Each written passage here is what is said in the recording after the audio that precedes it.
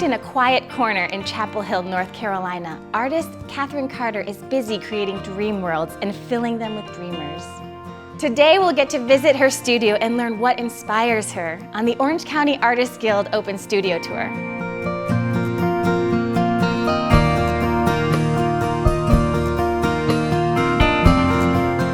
Every November, members of the Orange County Artists Guild open their studios to the public. With over 100 participating artists, there's something for everyone.